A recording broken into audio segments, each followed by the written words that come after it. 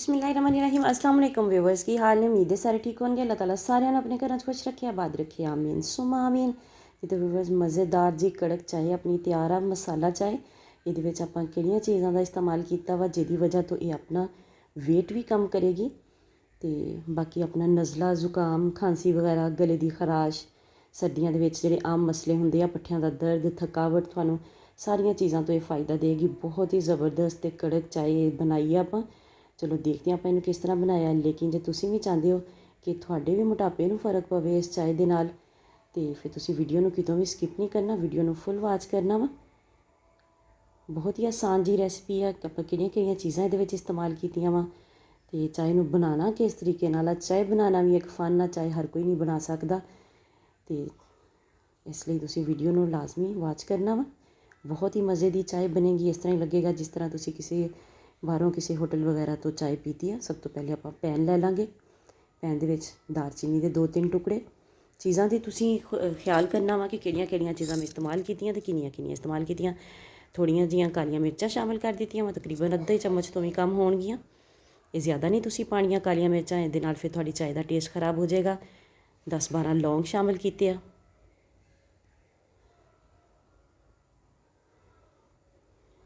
ਬਾਦੀਆਂ ਦੇ ਫੁੱਲ ਇਹ ਤਕਰੀਬਨ ਇੰਨੇ ਕਿ ਮੈਂ ਤਕਰੀਬਨ 1.5 ਫੁੱਲ ਹੋਏਗਾ ਜਾਂ ਇਹ ਨਾ ਟੁੱਟਾ ਹੋਇਆ ਵਾ ਫੁੱਲ ਤੇ 1.5 ਫੁੱਲ ਹੋਏਗਾ ਤਾਂ ਇੰਨਾ ਕੁ ਤੁਸੀਂ ਤਕਰੀਬਨ ਪਾ ਲੈਣਾ ਵਾ। 8-10 ਪੱਤੀਆਂ।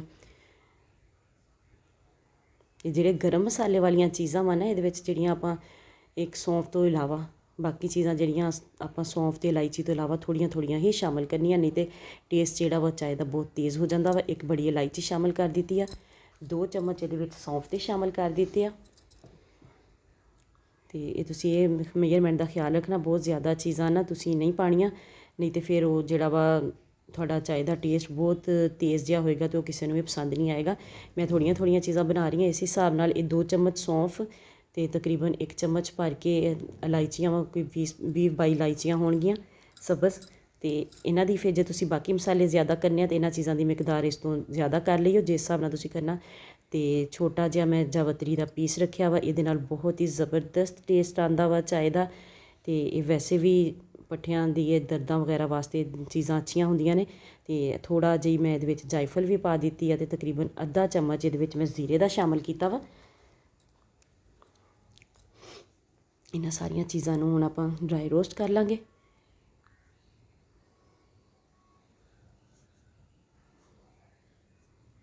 ਸੌਂਫ ਤੇ ਇਲਾਇਚੀਆਂ ਦੀ ਮਿਕਦਾਰ ਤੁਸੀਂ ਜਿੰਨੀ ਜ਼ਿਆਦਾ ਰੱਖੋਗੇ ਉਹਦੇ ਹਿਸਾਬ ਨਾਲ ਬਾਕੀ ਚੀਜ਼ਾਂ ਥੋੜ੍ਹੀਆਂ ਤੁਸੀਂ ਪਾਣੀਆਂ ਵਾ। ਤਕਰੀਬਨ ਉਹਨਾਂ ਤੋਂ ਚੌਥਾ ਹਿੱਸਾ ਤੁਸੀਂ ਬਾਕੀ ਚੀਜ਼ਾਂ ਪਾਣੀਆਂ ਵਾ। ਤੇ ਚੀਜ਼ਾਂ ਆਪਣੀਆਂ ਡਰਾਈ ਰੋਸਟ ਹੋ ਗਈਆਂ ਵਾ ਤੇ ਹੁਣ ਮੈਂ ਇਹਦੇ ਵਿੱਚ ਤਕਰੀਬਨ 1/4 ਜਿਹੜਾ ਸਪੂਨ ਹੈ ਨਾ ਉਹ ਮੈਂ ਇਹਦੇ ਵਿੱਚ ਅਦਰਕ ਦਾ ਪਾਊਡਰ ਸ਼ਾਮਿਲ ਕਰ ਦਿੱਤਾ ਵਾ। ਜੇ ਤੁਹਾਡੇ ਕੋਲ ਸਾਬਤ ਸੁੰਡ ਹੋਵੇ ਤਾਂ ਤੁਸੀਂ ਉਹ ਵੀ ਸ਼ਾਮਿਲ ਕਰ ਸਕਦੇ ਹੋ, ਲੇਕਿਨ ਮੇਰੇ ਕੋਲ ਸੁੰਡ ਪੀਸੀ ਹੋਈ ਆ। ਮੈਂ ਪੀਸ ਕੇ ਅਦਰਕ ਦਾ ਪਾਊਡਰ ਬਣਾ ਕੇ ਰੱਖਿਆ ਹੋਇਆ ਤੇ ਉਹ ਮੈਂ ਇਹਦੇ ਵਿੱਚ ਸ਼ਾਮਿਲ ਕਰ ਦਿੱਤਾ ਵਾ। 1 ਕੱਪ ਪਾਣੀ ਦਾ ਲਵਾਂਗੇ। ਪਾਣੀ ਨੂੰ ਅੱਛੇ ਤਰੀਕੇ ਦੇ ਨਾਲ ਗਰਮ ਹੋਣ ਦੇਵਾਂਗੇ ਤੇ 1 ਚਮਚ ਇਹਦੇ ਵਿੱਚ ਆਪਾਂ ਪੱਤੀ ਦਾ ਸ਼ਾਮਿਲ ਕਰ ਦਾਂਗੇ। ਗਰਮ ਪਾਣੀ ਦੇ ਵਿੱਚ ਪੱਤੀ ਪਾਓਗੇ ਤੇ ਪੱਤੀ ਕਲਰ ਵੀ ਬਹੁਤ ਜ਼ਬਰਦਸਤ ਦੇਵੇਗੀ ਤੇ ਜਲਦੀ ਕਲਰ ਆਏਗਾ ਤੇ ਟੇਸਟ ਵੀ ਚਾਹ ਦਾ ਅੱਛਾ ਬਣੇਗਾ। ਇਹ ਤਕਰੀਬਨ 3-3.5 ਕੱਪ ਚਾਹ ਦੇ ਬਣੇ ਸੀਗੇ। ਇਹਦੇ ਵਾਸਤੇ ਮੈਂ 4 ਚਮਚ ਇਹਦੇ ਵਿੱਚ ਚੀਨੀ ਦੇ ਸ਼ਾਮਿਲ ਕੀਤੇ ਆ। ਤੁਸੀਂ ਚੀਨੀ ਆਪਦੀ ਮਰਜ਼ੀ ਦੇ ਨਾਲ ਵੱਧ ਘੱਟ ਕਰ ਸਕਦੇ ਹੋ। ਜੇ ਕਮ ਚੀਨੀ ਇਸਤੇਮਾਲ ਕਰਦੇ ਹੋ ਤਾਂ ਕਮ ਕਰ ਲਈਓ, ਜ਼ਿਆਦਾ ਇਸਤੇਮਾਲ ਕਰਦੇ ਹੋ ਤਾਂ ਥੋੜ੍ਹੀ ਜ਼ਿਆਦਾ ਇਸਤੇਮਾਲ ਕਰ ਲਿਓ। ਹਰ ਕਿਸੇ ਦੇ ਘਰ ਦਾ ਆਪਣਾ ਟੇਸਟ ਹੁੰਦਾ। ਤੇ ਇਹਦੇ ਵਿੱਚ ਮੈਂ ਅੱਧਾ ਕਿਲੋ ਦੁੱਧ ਸ਼ਾਮਿਲ ਕਰ ਦਿੱਤਾ ਵਾ ਤੇ ਹੁਣ ਇਹਨੂੰ ਆਪਾਂ ਲਾਵਾਂਗੇ ਫੈਂਟੀ। ਜਿੰਨੀ ਫੈਂਟੀ ਲਾਓਗੇ ਚਾਹ ਨੂੰ ਉਨੀ ਹੀ ਜ਼ਬਰਦਸਤ ਚਾਹ ਬਣੇਗੀ, ਉਨਾ ਹੀ ਜ਼ਬਰਦਸਤ ਟੇਸਟ ਆਏਗਾ ਹਰ ਚੀਜ਼ ਦਾ।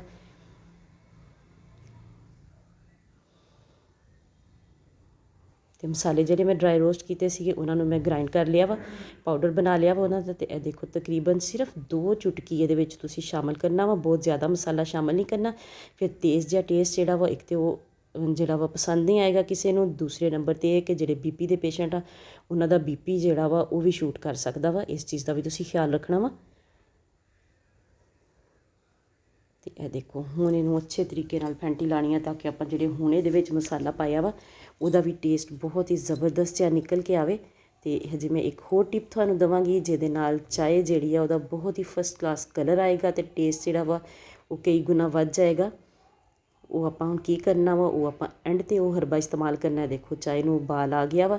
ਚਾਹ ਨੂੰ ਇਸ ਤਰ੍ਹਾਂ ਹੀ ਅੱਛੇ ਤਰੀਕੇ ਨਾਲ ਪਕਾਉਣਾ ਵਾ। 4-5 ਬੋਇਲ ਵੀ ਆ ਜਾਣ ਇਹਨੂੰ ਤੇ ਨਾਲੇ ਆ ਜਿਹੜੀ ਉੱਪਰ ਝੱਗ ਵਾ ਨਾ ਇਹਨੂੰ ਫੈਂਟ ਕੇ ਇਹਨੂੰ ਜਦੋਂ ਝੱਗ ਖ਼ਤਮ ਹੋਣੀ ਸ਼ੁਰੂ ਹੋ ਜਾਵੇ ਉਦੋਂ ਤੁਸੀਂ ਸਮਝ ਲਓ ਕਿ ਚਾਹ ਬਣ ਗਈ ਆ। ਇਹ ਦੇਖੋ ਮਾਸ਼ਾਅੱਲਾ ਚਾਹ ਹੁਣ ਅੱਛੇ ਤਰੀਕੇ ਦੇ ਨਾਲ ਪੱਕਦੀ ਪਈ ਆ, ਝੱਗ ਵੀ ਤਕਰੀਬਨ ਖ਼ਤਮ ਹੋਣ ਵਾਲੀ ਆ। ਤੁਹਾਨੂੰ ਵੀਡੀਓ ਚੰਗੀ ਲੱਗੇ ਤੇ ਲਾਈਕ ਤੇ ਸ਼ੇਅਰ ਜ਼ਰੂਰ ਕਰਿਆ ਜੇ। ਚੈਨਲ ਤੇ ਨਵੇਂ ਆ ਤਾਂ ਚੈਨਲ ਨੂੰ ਸਬਸਕ੍ਰਾਈਬ ਕਰਕੇ ਜਾਇਆ ਜੇ, ਨਾਲ ਬੈਲ ਆਈਕਨ ਨੂੰ ਜ਼ਰੂਰ ਪ੍ਰੈਸ ਕਰਿਆ ਜੇ ਤਾਂ ਕਿ ਆਉਣ ਵਾਲੀ ਵੀਡੀਓ ਦਾ ਨੋਟੀਫਿਕੇਸ਼ਨ ਤੁਹਾਡੇ ਤੱਕ ਆਸਾਨੀ ਨਾਲ ਪਹੁੰਚ ਸਕੇ। ਜਦੋਂ ਤੁਹਾਨੂੰ ਲੱਗੇ ਕਿ ਚਾਹ ਤੁਹਾਡੀ ਬਣ ਕੇ ਤਿਆਰ ਆ ਤੇ ਤੁਸੀਂ ਇਹਦੇ ਵਿੱਚ ਤਕਰੀਬਨ 2 ਤੋਂ 3 ਚੁਟਕੀ ਪੱਤੀ ਦੀ ਪਾ ਕੇ ਤੇ ਇਹਨੂੰ ਤੁਸੀਂ ਲਿਡ ਲਾ ਦੇਣਾ ਵਾ ਤੇ ਦਮ ਤੇ ਚਾਹ ਨੂੰ ਰੱਖ ਦੇਣਾ ਵਾ। ਤੇ ਦੇਖੋ ਮਾਸ਼ਾਅੱਲਾ 3-4 ਮਿੰਟ ਬਾਅਦ ਚਾਹ ਦਾ ਕਲਰ ਤੇ ਜ਼ਬਰਦਸਤ ਜੀ ਚਾਹ ਆਪਣੀ ਤਿਆਰ ਹੋ ਗਈ ਆ।